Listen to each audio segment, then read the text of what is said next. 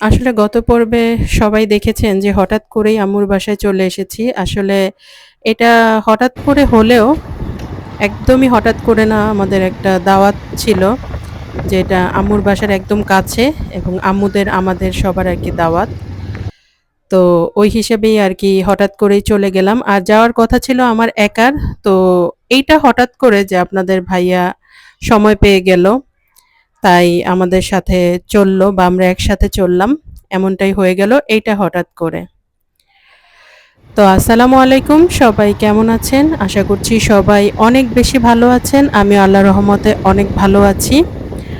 আর এটা হচ্ছে গত পর্বের থেকে যে আমরা যে যাচ্ছি, তো আমার আমি যেই জায়গায় থাকি এই জায়গার বিকেলের সিনটা খুব সুন্দর হয়। তাই একটু রেকর্ড করেছিলাম। তো আম্মুর বাসা থেকে এই যে আজকে চলে আসলাম হচ্ছে দাওয়াত খেতে। এইখানে দাওয়াতের খাওয়া-দাওয়ার চেয়ে আমার সবচেয়ে বেশি ভালো লাগে যে সবার সাথে দেখা সাক্ষাৎ হয়। একটা বিয়ে বা একটা দাওয়াতে সবাই যেমন সময় করে একসাথে আসে সেটা আর অন্য টাইমে সম্ভব হয় না।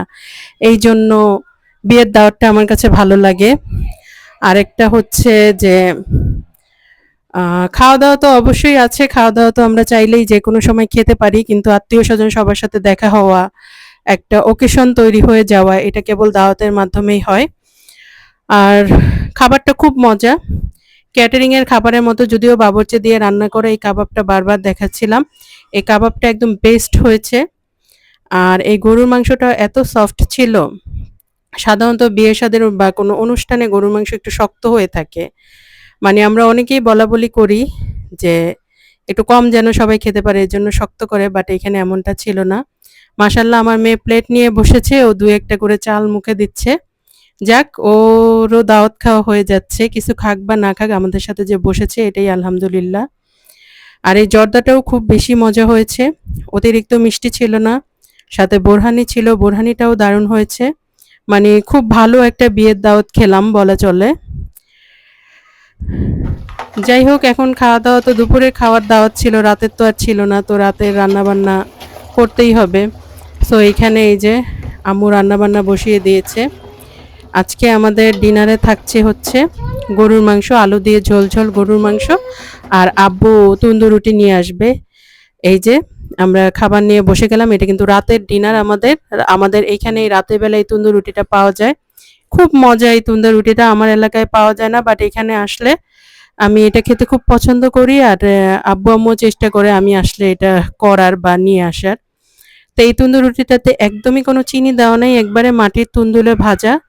এর জন্য ঘ্রাণটা একেবারে মানে তন্দুর রুটির যেরকম প্রফেশনাল ঘ্রাণ হয় ঐরকম একটা ঘ্রাণ।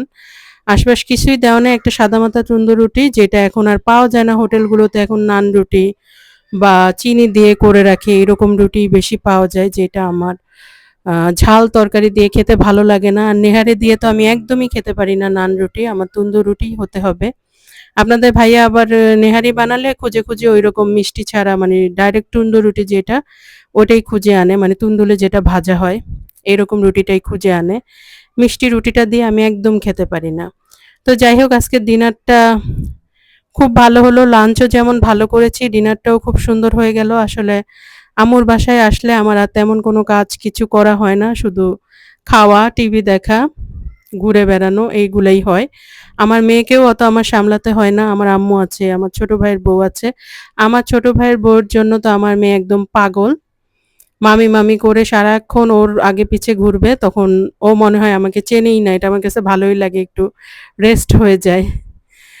তো যাই হোক, ওই হিসেবেই আরকি আম্মুর বাসায় আসলে তেমন কোনোই কাজ থাকে না। শুধু খাওয়া, খাওয়া, খাওয়া আর হচ্ছে টিভি দেখি, এই ঘুরে বেড়াই, এইগুলাই করি। তেমন কোনো কাজ করা হয় না। তো যাই করছি এইটাই রেকর্ড করছি, এটাই দেখাচ্ছি। আমার কাছেও ভালো লাগে এগুলা পরে যখন দেখি। এই যে আমাকে এই নাস্তাটা আমার ভাইবো আমাকে খাইয়েছে। তো আমি বলেছিলাম যে খুব মজা এই নাস্তাটা। তো আমি আসাতে ও আবার এটা বানিয়ে দিচ্ছে। এটা হচ্ছে পরের দিন সন্ধ্যার নাস্তা হিসেবে খাচ্ছি।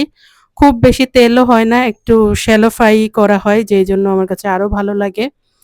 আর ভিতরের পুরটা হচ্ছে আলু, ডিম আর চিকেন দিয়ে করা।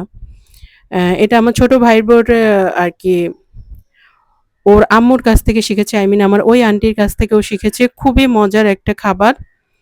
আর ও আমি আসাতে আবার এটা বানিয়ে দিল। আমার কাছে খুব ভালো লাগে। আমি এটার দেখা যায় ২ পিস খেয়ে ফেলি, ৩ পিসও খেয়ে ফেলি। আমার একেবারে ডিনার হয়ে যায় এইরকম করে খেয়ে ফেলি। খুব ভালো লাগে। ডিমের একটা ফ্লেভার আছে, চিকেনের একটা ফ্লেভার আছে, আলু আছে। তো মোটামুটি প্রোটিন, কার্বোহাইড্রেট সবই কভার হয়ে যায় এই একটা খাবার দিয়েই। বানানোর প্রসেস আমি কিছু জানি না। আমি ওই টাইমে ঘুমিয়েছিলাম, ও বানিয়েও ফেলেছে। তো আমি কিছুই বলতে পারব না। তারপরেও আমি যদি সুযোগ হয় এটা আমি একবার করব। আর এই যে সন্ধ্যার নাস্তা শেষে তো ১ কাপ চা না হলেই একদম চলে না। আর এটা ছিল আমাদের একবারে লেট নাইট পার্টি বলা চলে। রাতের বেলা হঠাৎ করে ১২টার আগ মুহূর্তে আরকি আইসক্রিম খেতে মন চেয়েছে আর আম্মু তাড়াতাড়ি দৌড় দিয়ে যেয়ে নিয়ে এসেছে। ১২টা বাজে গেট লাগিয়ে দিতে। ওইজন্য সমস্যা নেই। তারপরেও আরকি তাড়াহুড়া করে যেয়ে নিয়ে এসেছে।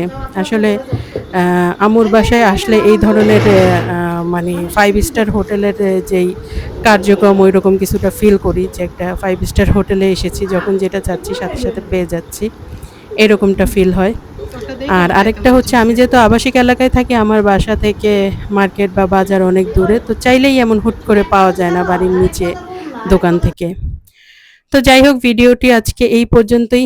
আম্মুর বাড়িতে আছি, তেমন কোনো কাজ নাই, শুধু খাওয়া আর ঘোরাফেরা। আর এইগুলাই শেয়ার করব সবার সাথে। সবাই ভালো থাকবেন। আল্লাহ হাফেজ।